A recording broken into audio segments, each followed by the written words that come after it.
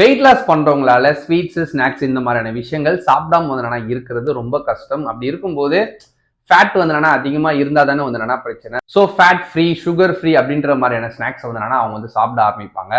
அப்படி சாப்பிடும்போது உங்களுக்கு என்ன நடக்குது அப்படின்றத இந்த வீடியோல வந்து நான் சொல்றேன். அதுக்கு முன்னாடி நீங்க என்ன என்னோட 30 டேஸ் வெயிட் லாஸ் சேலஞ்சை ஜாயின் பண்ணி வெயிட் லாஸ் பண்ணணும்னு நினைச்சீங்கன்னா தாராளமா என்ன வாட்ஸ்அப் பண்ணி ஜாயின் பண்ணிக்கோங்க. அதே மாதிரி இந்த மாதிரி யூஸ்ஃபுல் வீடியோஸ்க்கு மறக்காம என்ன ஃபாலோ பண்ணிக்கோங்க. ஃபர்ஸ்ட் எதெல்லாம் ஃபேட் ஃப்ரீ, சுகர் ஃப்ரீ அப்படின்ற மாதிரிலாம் வந்து மென்ஷன் பண்ணிருக்காங்களோ அதுல கண்டிப்பா சில ஆர்டிபிஷியல் இன்கிரீடியன்ஸ் வந்து ஆட் வந்து பண்ணிருப்பாங்க. டேஸ்ட் வந்து இன்னும் அதிகமா தெரியற மாதிரி சில கெமிக்கல்ஸ் கூட வந்து ஆட் வந்து பண்ணலாம். அப்படி பண்ணும்போது என்ன ஆகும் அப்படின்னா இன்னும் சாப்பிடணும் அப்படின்ற மாதிரி வந்து தோணும். அதை கன்சிஸ்டண்டா வந்து சாப்பிடும்போது எல்லா ஃபுட்டுக்குமே வந்து கேலரிஸ் வந்து இருக்கு. அதை நீங்க வந்து புரிஞ்சுக்கணும். ஸோ நீங்க சாப்பிட்ற ஸ்நாக்ஸ்ல வந்து ஃபேட் ஃப்ரீன்னு மென்ஷன் பண்ணியிருந்தாலோ சுகர் ஃப்ரீன்னு மென்ஷன் பண்ணியிருந்தாலோ அதுல ஃபேட்டும் சுகரும் கம்மியா தான் வந்து இருக்க போகுது. ஆனா அதை நீங்க ஃப்ரீக்வெண்டா வந்து சாப்பிட்ற மாதிரி ஆயிடக்கூடாது.